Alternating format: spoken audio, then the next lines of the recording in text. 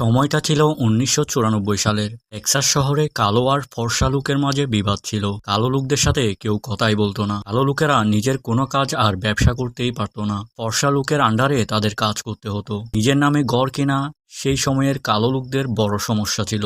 এমন ওই পরিবারে একটি ছেলে ছিল যার নাম বার্নট, আর তাকে নিয়ে এই কাহিনী। বার্নট ব্যাংকের সামনে জুতা পলিশ করে।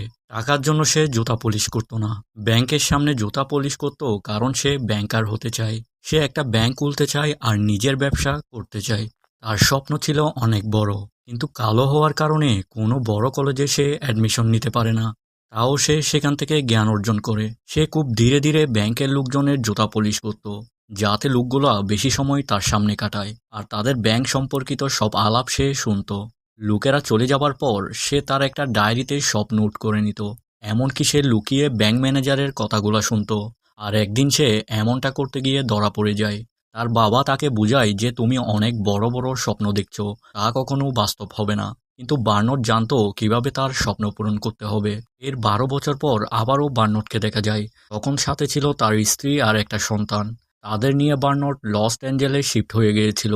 লস অ্যাঞ্জেলে কালো আর সাদা লোকের এতটা বিবাদ ছিল না যতটা টেক্সাসে ছিল। তাই সে সিদ্ধান্ত নেয় লস অ্যাঞ্জেলে তার ব্যবসা শুরু করবে। লস অ্যাঞ্জেলে এসে তার এক আত্মীয়র বাসায় থাকতো। বার্নট তার স্ত্রীকে প্রমিস করে খুব তাড়াতাড়ি সে নিজের একটা ঘর নিবে। পরের দিন সে বাইরে যায় আর পুরো লস অ্যাঞ্জেল ভিজিট করে। আর সে বিক্রি করার মতো ঘর খুঁজে যাতে সে কিনতে পারে। তখনই সে নোটিস করে যারা কালো লোক ছিল তাদের সেখানে থাকার জন্য জায়গা ছিল না। একটা ঘরকে দুইটা ফ্যামিলি মিলে শেয়ার করত।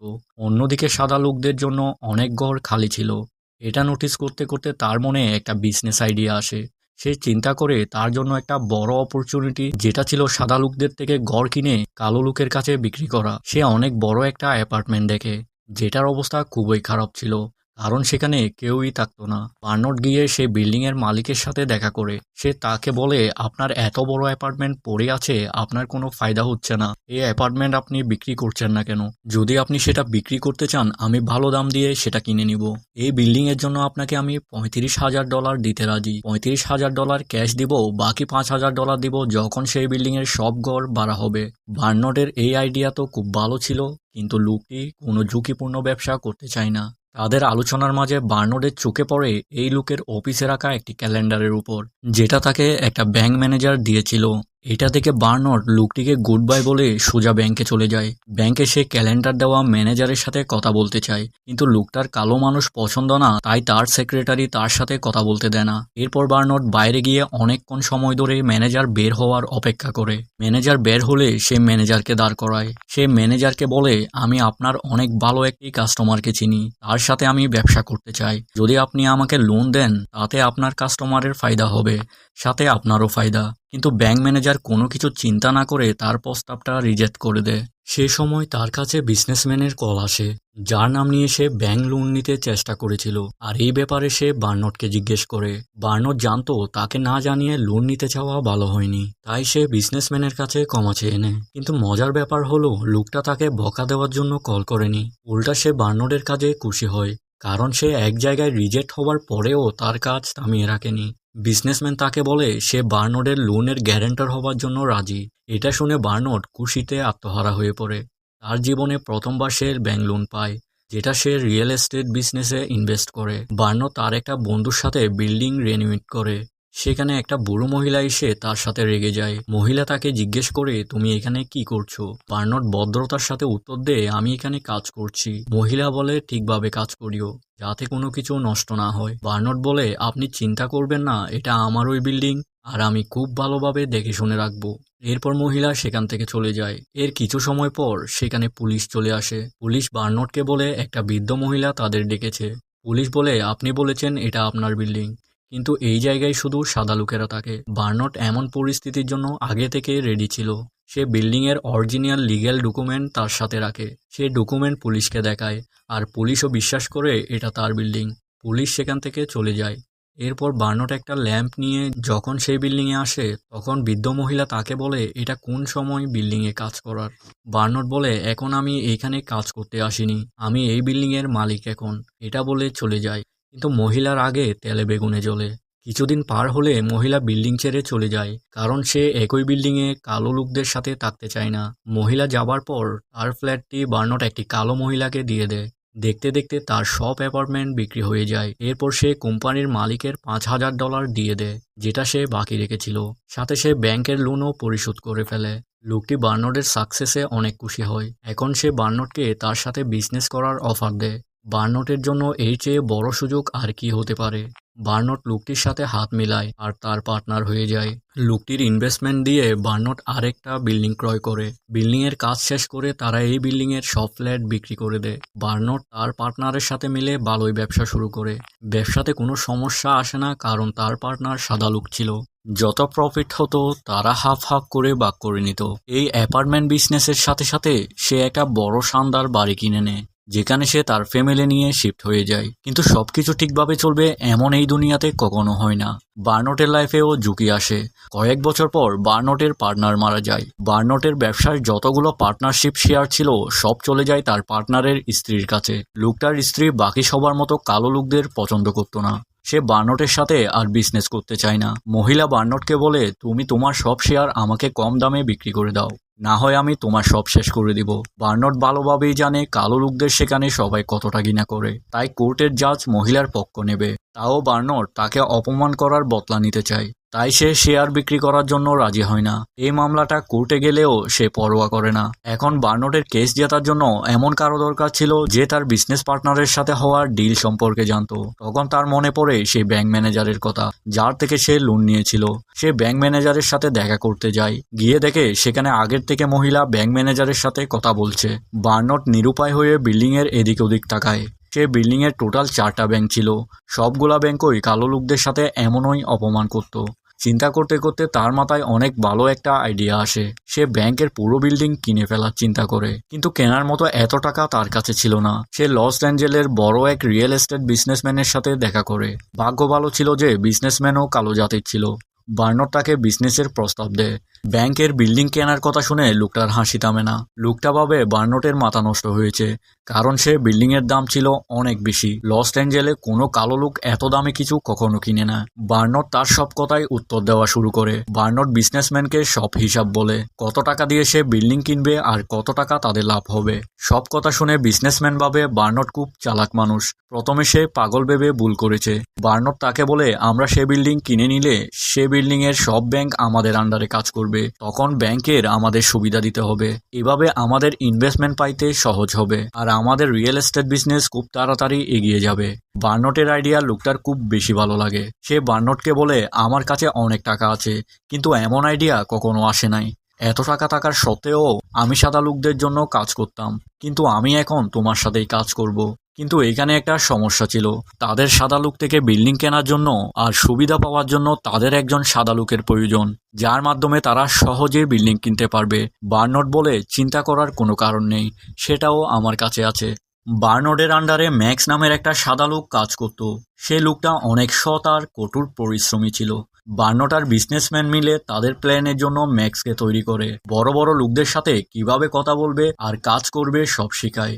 তাকে তারা গলফ খেলা শেখায়, সাথে রিয়েল এস্টেট বিজনেস সম্পর্কে সব ধারণা দিয়ে দেয়। ম্যাক্স ভালো গলফ খেলা শিখে, সাথে রিয়েল এস্টেটের সব ক্যালকুলেশন শিখে যায়। সেই গলফ ক্লাবের মধ্যে ম্যাক্স দেখা করে সেই বিল্ডিং এর মালিকের সাথে। ম্যাক্স প্ল্যান করেই তাদের মিটিং অ্যারেঞ্জ করেছিল। ম্যাক্স কথা বলতে বলতে বিল্ডিং এর মালিককে ইমপ্রেস করে ফেলে। সেই সাথে বিল্ডিং কেনার একটা সুযোগ আসে, কিন্তু ম্যাক্স খুবই চিন্তায় ছিল, কারণ এতদিন সে যা করেছে সব বার্নটের প্ল্যানের মতো। কিন্তু সামনে সে কিভাবে সব ডিল করবে। তখন বার্নট বলে, চিন্তা করো না, আমি তোমাকে সব শিখিয়ে দিব। রাতে বার্নট সেই বিল্ডিং এর লাইট বন্ধ হওয়া অ্যাপার্টমেন্টগুলা গোনা শুরু করে আর ক্যালকুলেট করে সেখানে কতগুলো অফিসের জায়গা ছিল। সে ম্যাক্সকে সব ক্যালকুলেট হিসাব মনে রাখতে বলে, আর কিভাবে মনে রাখবে তাও শিখিয়ে দেয়, যাতে সেখানে গিয়ে কোনো ভুল না হয়। পরের দিন যখন ম্যাক্স বিল্ডিং এর মালিকের সাথে মিটিং করে, তখন তারা বিল্ডিং এর মূল্য আর ভ্যালু নিয়ে কথা বলে। ম্যাক্স খুব সুন্দরভাবে কথা বলে হ্যান্ডেল করে, যা শুনে মালিকের মন কেড়ে নেয়। সাথে মালিক তার বিল্ডিং বিক্রি করার জন্য রাজি হয়ে যায়। এই বিল্ডিং কেনার পর তার আর্থিক পজিশন শক্ত হয়ে যায়। যে বিল্ডিং এর ছোট একটা ব্যাংকের ছোট একটা ম্যানেজার বার্নটকে এতটা সমস্যার মাঝে ফেলেছিল, সে বার্নটের কাজ দেখে অবাক হয়ে যায়। এই বিল্ডিং এর অফিসের সব প্রেসিডেন্ট বাইরে এসে বার্নটকে সালাম করত। সেই ব্যাংকগুলোর সাপোর্টে বার্নট রিয়েল এস্টেট বিজনেস অনেক এগিয়ে যায়, সাকসেসফুল হয়। এদের সাকসেসের ফলে কালো লোকদের সমস্যা অনেক কম করে দেয়। কালো লোকদের পজিশন অনেক স্ট্রং হয়ে যায়। তারা তখন সহজে সেখানে বাড়ি কিনতে পারত আর ব্যবসা করার সুযোগ সুবিধাও বেড়ে যায়। অনেক বিল্ডিং এমনও দেখা যায় যেখানে কালো আর সাদা লোক একসাথে থাকে, যেটা আগে কখনো হতো না। বার্নট আর তার পার্টনার বিজনেসে এতটা সুনাম করে যে সেই শহরের প্রেসিডেন্ট তাদের সাথে ছবি তুলতে আসে। এমন সফলতা আর সুনাম পাওয়ার পর বার্নট তার মা বাবার সাথে দেখা করতে যায় টেক্সাসে। তার বাবা তার সফলতার জন্য প্রাউড ফিল করে। বার্নট তার ছেলেকে সেই শহর ঘুরায়। সে ব্যাংকের সামনে নিয়ে যায় যেখানে সে জুতা পলিশ করত। বার্নট দেখে সেখানে একটি কালো ছেলে জুতা পলিশ করতেছে, কিন্তু সে শুধু সাদা লোকদের জুতা পলিশ করত, কালো লোকদের জুতা পলিশ করত না, কারণ সেখানে সাদা লোকদের সম্মান ছিল। সেখানে কালো লোকদের এতটা নিচে দেখে আর নির্যাতিত দেখে বার্নটের মনে কষ্ট পায়। এবার সে সিদ্ধান্ত নেয় কালো লোকদের এই সমস্যার শেষ করার জন্য, তাদের নিজের হক আদায়ের জন্য আওয়াজ তুলবে। সে তার পার্টনারের কাছে যায় আর টেক্সাসের ব্যাংক বিল্ডিং কেনার কথা বলে। প্রথম দিকে তার পার্টনার ভাবে বার্নটের মাথা খারাপ হয়েছে। যখন বার্নট তাকে বুঝায় সে বিল্ডিং কিনলে কতটা লাভ হবে, তখন তার পার্টনার সেই বিল্ডিং কিনতে রাজি হয়ে যায়। বিল্ডিং কেনার জন্য প্রতিবারের মতো তাদের সাদা লোকের দরকার হয়। তখন তারা আবারও ম্যাক্সকে সিলেক্ট করে। ম্যাক্স সেখানে গিয়ে বিল্ডিং এর মালিকের সাথে কথা বলে, যেখানে জানা যায় সে বিল্ডিং এর দুইজন মালিক, একটা সিনিয়র আর একটা জুনিয়র। সিনিয়র মালিক এই বিল্ডিং বিক্রি করার জন্য কোনো সমস্যা ছিল না, কিন্তু জুনিয়র মালিক মনে করে এখানে কোনো একটা তো সমস্যা আছে, কিন্তু তাও জুনিয়র বাকি সবার সামনে কিছু বলে না। সে বিল্ডিং কেনার পর তারা সেখানে ব্যাংকও কিনে ফেলে আর সেখানে কালো লোকদের খুব সহজে লোন দেওয়া শুরু করে, যাতে তারাও সেখানে ঘর কিনতে পারে আর বিজনেস শুরু করতে পারে আর সাদা লোকদের সাথে মাথা উঁচু করে চলতে পারে। সবকিছু ঠিকভাবে চলতে থাকে। ঝামেলা তখনই শুরু হয় যখন জুনিয়র মালিক ব্যাংকের লোনের স্টেটমেন্ট দেখে। সে স্টেটমেন্টে দেখে যত লোন ছিল সব কালো লোকদের দেওয়া। জুনিয়র মালিক ম্যাক্সের মাধ্যমে বার্নট আর তার পার্টনারের সাথে দেখা করে আর তাদের বলে, তোমরা যা করছো তার জন্য তোমাদের গ্রেফতার করা হবে। আর সে হুমকি দিয়ে যায় 1 মাসের মধ্যে সরকারি লোকজন তাদের ব্যাংক চেক করতে আসবে, যদি কিছু এদিক ওদিক পায় তাহলে তাদের জেলে দিবে। এইসব শুনে তারা তিনজন ভয় পেয়ে যায়। তাদের মাথায় কিছুই আসে না, তারা এই সমস্যা থেকে বের হবে কিভাবে। তখন ম্যাক্স তাদের আইডিয়া দেয়, তাদের আরও একটা ব্যাংক কিনে নেওয়া দরকার। ওই ব্যাংক ম্যাক্স চালাবে আর সব লোন সে ব্যাংকে ট্রান্সফার করে দিবে। এই আইডিয়া তেমন ভালো ছিল না, কিন্তু কোনো উপায় না পেয়ে তারা এটাই করতে হয়। ম্যাক্স ব্যাংক চালানো শুরু করে। তার লয়ার কিছু চিন্তা না করে বড় অ্যামাউন্টের লোন পেপারে সাইন করে দেয়। ম্যাক্স আর বার্নট একসাথে মিলে এই ব্যাংক চালাচ্ছিল, কিন্তু সমস্যা তখনই আসে যখন তারা জানে সরকারি লোক তাদের ব্যাংকে রেড দিতে আসে।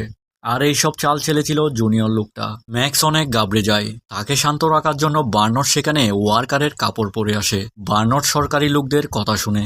তাদের লয়ার অনেকগুলা ভুল করেছিল। তারা এমন লোন অ্যাপ্রুভ করেছিল যেখানে কোনো লিগ্যাল কারণ ছিল না। তখন সরকারি লোক তাদের ব্যাংকের লাইসেন্স জব্দ করে ফেলে। লোকগুলা যাওয়ার পর বার্নট সব ডকুমেন্ট চেক করে আর ম্যাক্সকে জিজ্ঞেস করে, এত বড় ভুল কিভাবে হয়ে গেল? তোমার লয়ার কি সব ডকুমেন্ট দেখে নাই? তখন ম্যাক্স বলে, এই লয়ার তাকে জুনিয়র মালিক ঠিক করে দিয়েছিল। সব গেম শুরু থেকে শেষ পর্যন্ত জুনিয়রই খেলছিল আর সে ম্যাক্সকে তার কাজে ব্যবহার করছিল। জুনিয়র বার্নটকে নিচে নামাতে চেয়েছিল। এখন তাদের একমাত্র অপশন ছিল সে ব্যাংক ছেড়ে দেওয়া আর অন্য কোথাও শিফট হয়ে যাওয়া, কিন্তু ম্যাক্স এই ব্যাংক ছাড়তে চায় না। সে বার্নটের কথা না মেনে একটা চাল চালে বার্নট আর তার পার্টনারের বিপক্ষে। বার্নটের পার্টনার ম্যাক্সের চাল সম্পর্কে জেনে যায়। বার্নট আর তার পার্টনার ব্যাংকে যায় আর ম্যাক্সের কাছ থেকে ব্যাংকের ডকুমেন্ট চায়। ডকুমেন্ট নিয়ে তারা চলে যেতে চায়, তখন সেখানে এফবিআই এর লোক চলে আসে। এফবিআই ডকুমেন্ট পেয়ে যায়। ডকুমেন্টের নাম ছিল বার্নট আর তার পার্টনারের। এফবিআই এর লোক তাদের ধরে ফেলে। এরপর দেখা যায় বার্নট আর তার পার্টনার তাদের লয়ারের সাথে দেখা করে। তাদের কিছুদিনের জন্য জামানতে বের করা হয়, যাতে তারা তাদের কেস লড়তে পারে। তাদের লয়ার বলে সেখানে তাদের কেস লড়া এত সহজ হবে না, কারণ সেখানের জাজ সাদা লোকের পক্ষে কথা বলবে। অন্যদিকে ম্যাক্সও ধরা পড়ে, কিন্তু ম্যাক্স এইসব থেকে বের হওয়ার চেষ্টা করে। সে সেখানে জাজের সাথে দেখা করে। জাজ তাকে বলে, তুমি তোমার বন্ধুদের বিপক্ষে সাক্ষী দাও, আমি তোমাকে ছেড়ে দিব। ম্যাক্স জাজের কথায় রাজি হয়ে যায়। এরপর বার্নার্ডও জাজের সাথে দেখা করতে আসে। জাজ তাকে বলে সে সব টাকা ম্যাক্সকে দিয়ে দিতে আর নিজে সুখে শান্তিতে বসবাস করতে, না হয় আদালতে কেস হেরে জেলে চলে যেতে। বার্নার্ড উদাস হয়ে জেলে যাওয়ার সিদ্ধান্ত নেয়। পরের দিন সে আদালতে নিজের মতো করে বয়ান দেয়। সে তাদের কালো জাতির হকের ব্যাপারে কথা বলে। বার্নার্ড বলে কালো লোকদের এখানে সাধারণ জীবনযাপন করতে কতটা নির্যাতন হতে হয়। সে আদালতে কালো লোকদের হক দেওয়ার জন্য দাবি করে। এরপর সে জেলে চলে যায়। সে তার কালো লোকদের আজাদির জন্য নিজের সব হারিয়ে ফেলে। এরপরের কাহিনী এইখান থেকে অনেক বছর পরে চলে যায়। সেদিন বার্নার্ড আর তার পার্টনার জেল থেকে মুক্তি পায়। তাদের রিসিভ করার জন্য বার্নার্ডের স্ত্রী আসে। তখন বার্নার্ড এতটা খুশি ছিল যে যেন তার লাইফে কিছু হারায়নি। তার স্ত্রী জিজ্ঞেস করলে বার্নার্ড তার স্ত্রীকে বলে তারা তাদের কোনো প্রপার্টি হারায়নি। তার স্ত্রী জিজ্ঞেস করে এইসব সে কিভাবে করেছে। বার্নার্ড বলে আদালতে যাবার আগের রাতে ম্যাক্স তাদের কল দিয়েছিল। ম্যাক্স তাদের বিরুদ্ধে যে ভুল করেছে তার জন্য ক্ষমা চাইছিল। ক্ষমা করার বদলে বার্নার্ড তার কাছে একটা সাহায্য চেয়েছে, সে যাতে তাদের সব প্রপার্টি বিক্রি করে অন্য কোথাও ইনভেস্ট করে দেয়। ম্যাক্স তার কথা মতো সব করেছে আর এখন তাদের কাছে আগের থেকেও বেশি টাকা আছে আর এই টাকা দিয়ে তারা সারা জীবন ভালোভাবে কাটাতে পারবে। আর এইখানেই সেই সিনেমার শেষ হয়।